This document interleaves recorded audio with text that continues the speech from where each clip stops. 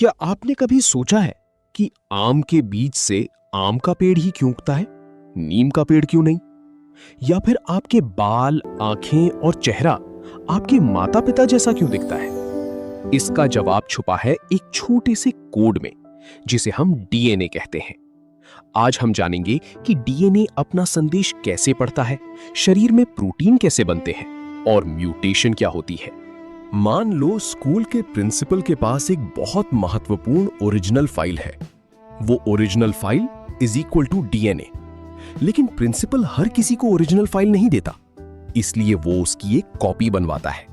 ये copy is equal to mRNA और copy बनाने वाला कर्मचारी is equal to RNA polymerase.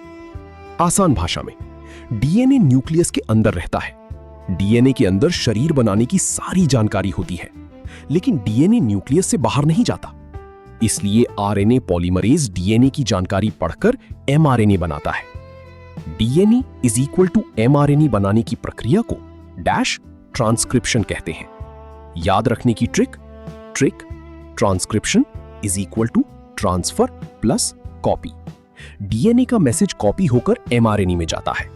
MRNA जब बन जाता है तो वो न्यूक्लियस से निकलकर साइटोप्लाज्म में आता है। एमआरएनए के ऊपर छोटे छोटे कोड्स लिखे होते हैं। उदाहरण AUG, GCU, UUU। हर कोड में 3 न्यूक्लियोटाइड्स होते हैं। इन्हें कहते हैं कोडॉन या triplet codon. Important point, 1 codon equals to 3 nucleotides.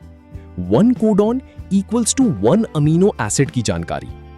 Doctor Hargobind खराना ने जेनेटिक कोड को समझने में बहुत महत्वपूर्ण योगदान दिया।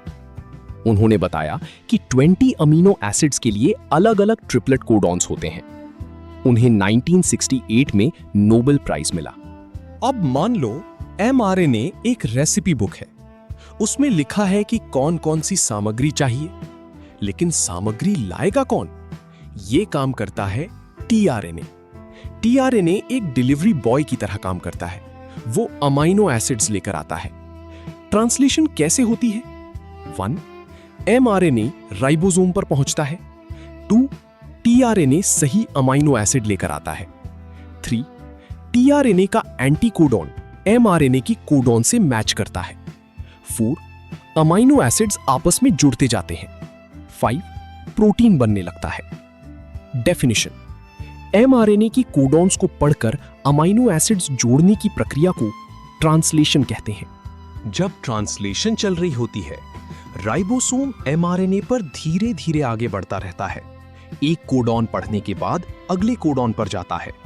इस मूवमेंट को कहते हैं ट्रांसलोकेशन। आसान उदाहरण, जैसे ट्रेन एक स्टेशन से दूसरे स्टेशन तक जाती है, वैसे ही राइबोसोम एक कोडॉन से दूसरे कोडॉन तक जाता है। जब अमीनो एसिड्स जुड़ते हैं तो प्रोटीन बनता है।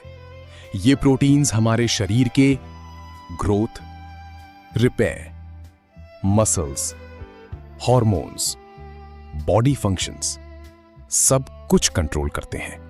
मान लो आपके दोस्त ने मैसेज भेजा, राज गो होम। अगर एक लेटर बदल जाए, राज डू होम, तो पूरे मैसेज का मीनिंग बदल सकता है। ठीक ऐसा ही डीएनए में होता है। म्यूटेशन क्या है? जब जीन या डीएनए के न्यूक्लियोटाइड सीक्वेंस में अचानक बदलाव आ जाता है तो उसे कहते हैं म्यूटेशन। कैसे होती है? यदि डीएनए का कोई न्यूक्लियोटाइड बदल जाए, हट जाए, जुड़ जाए, तो म्यूटेशन हो सकती है। एग्जाम्पल, म्यूटेशन की वजह से कुछ जेनेटिक डिसऑर्डर्स हो सकते हैं, जैसे blood, sickle cell anaemia. 1 minute revision. DNA में सारी जानकारी होती है। आरएनए पॉलीमरेज एमआरएनए बनाता है। DNA to mRNA is called transcription. 3 nucleotides is equal to 1 codon. TRNA amino acid लाता है। राइबोसोम प्रोटीन बनाता है। MRNA to protein is called translation. Ribosome का आगे बढ़ना इज कॉल्ड ट्रांसलोकेशन। डीएनए में बदलाव इज कॉल्ड म्यूटेशन। आज हमने सीखा कि डीएनए का संदेश एमआरएनए तक कैसे पहुंचता है, प्रोटीन कैसे बनते हैं और म्यूटेशन कैसे नई विशेषताएं या कभी-कभी बीमारियां पैदा कर सकती है। यही प्रक्रिया हेरिडिटी और एवोल्यूशन की नींव है। अगर वीडियो पसंद आया हो तो लाइक, शेयर और सब्सक्राइब करना मत भूलिए। मिलते हैं अगले अध्याय में।